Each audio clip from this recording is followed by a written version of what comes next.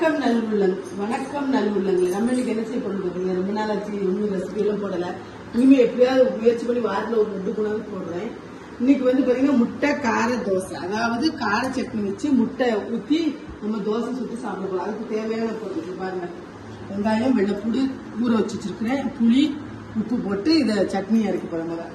இப்போ போட்டாச்சு, டேஸ்ட் கொடுக்கும். தக்காளி போடக்கூடாது, புளி தான் போடணும். பாருங்க, ஓரளவு ஒரு 7-8 எண்ணம்.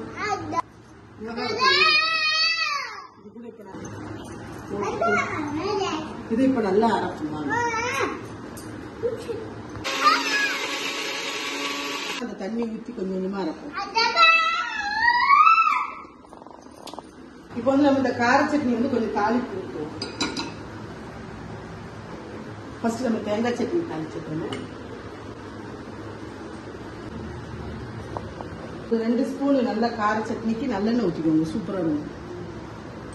உங்க வீட்டுல இந்த ராணி மங்கம்மா சாப்பிட மாட்டாங்க, அதனாலதான் நல்லெண்ணெய் யூஸ் பண்ணுறேன். சுண்டல் வேணுமாடி? சுண்டல் வேணுமா? எடுத்து வா, கட்டோரி எடுத்து வா. அட்டோரியா? கட்டோரி. இதுல வந்து நல்லா இருக்கணும்னா கடுகு போட்டு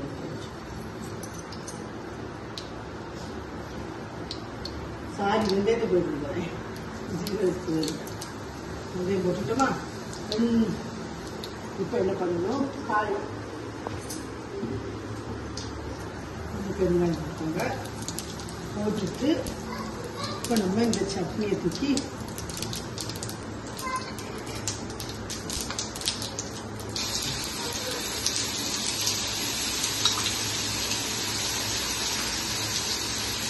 இப்ப அடுப்பை ஆஃப் பண்ணிட்டேன். பாத்தீங்களா, இந்த சட்னி நல்லா இந்த எண்ணெயெல்லாம் மிக்ஸ் பண்ணி விட்டுருங்க.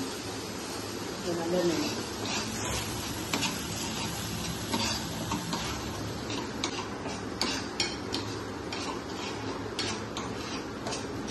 மிக்ஸ் பண்ணி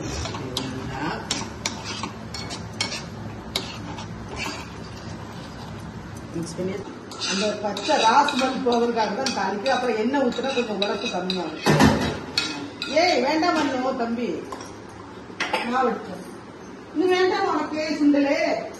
வேற கையில தான் வச்சிருக்கான். கொஞ்சம் உப்பு போட்டு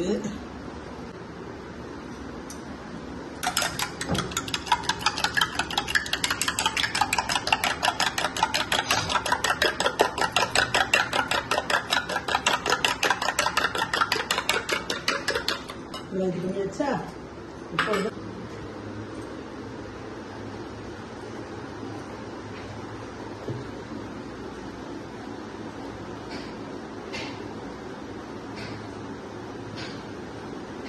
சிம்ல தான் வச்சிருக்கேன். அதாவது ரொம்ப தீ வைக்கக்கூடாது. இப்போ கம்மியா தான் வச்சிருக்கேன். வச்சு இதுல வந்து இப்ப நெய் ஊற்றுறேன். சுத்தி நெய் வேணா நெய் ஊற்றிக்கோங்க, எண்ணெய் வேணா எண்ணெய் ஊற்றிக்கோங்க. உங்களுக்கு நெய் ஊற்றுனா நல்லா முருன்னு வரும். சூப்பரா. இப்போ கொஞ்சம் நல்லா, அதாவது கொஞ்சம் வெந்த உடனே, ஒரு சைடு வெந்த உடனே இந்த கார சட்னி போடணும். எவ்வளவு காரம் தேவையோ அந்த அளவுக்கு சட்னி.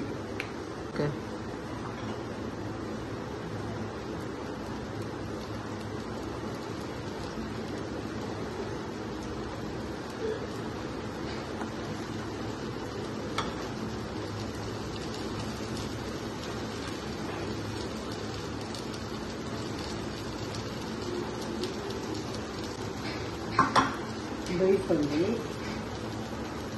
இந்த வெங்காயம் கொத்தமல்லி இருக்கு. வெயிட் பண்ணு, நான் தான் செஃப், நீ செஃப் இந்த இடத்துல. உன்னோட டிஷ்க்கு நான் வரணும். இந்த கார சட்னி கொஞ்சம் நல்லா செட்டில் ஆனதுனால இப்ப நம்ம உடச்சி வச்சிருக்க முட்டையை நல்லா ஊற்றி விடணும்.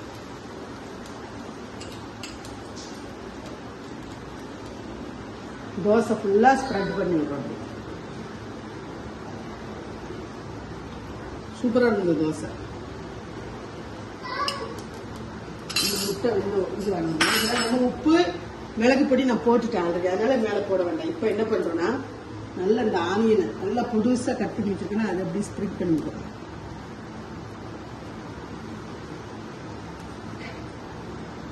வெங்காயம் கொஞ்சம் அதிகமாக கூட எனக்கு. அப்புறம் தனியா பத்தா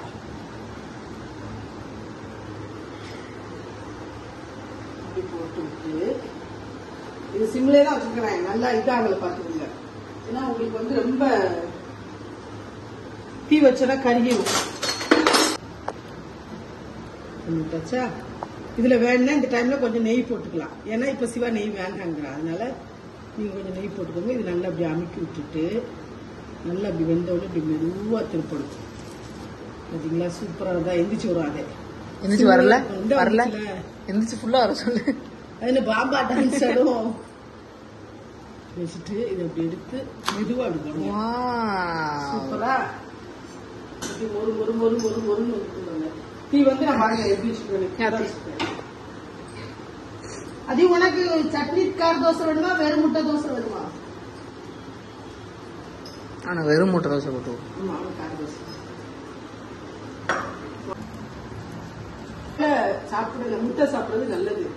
அதனால காலையில இந்த முட்டை தோசை போட்டு கொடுத்தீங்கன்னா சூப்பரா சாப்பிடும். ஒன்னு சாப்பிட சொல்லி ஒன்னு சாப்பிட்டா போதும். என்னோட இன்னொன்னு சாப்பிட்டுக்கலாம். நீ ஒண்ணு சாப்பிடுவ, நாங்க ஒண்ணு சாப்பிடுவோம். நல்லா இது வெந்துச்சா அப்படி அனுப்பிட்டு முட்டை வந்துட்டு போய் பாருங்க, சூப்பரா இருக்கும். இதுங்களா இத்தனை கூட சொல்றியா? எப்படி இருக்கு? ஆமா, இப்போ இது நீங்க இப்படி திருப்பி போங்க. கச்சடி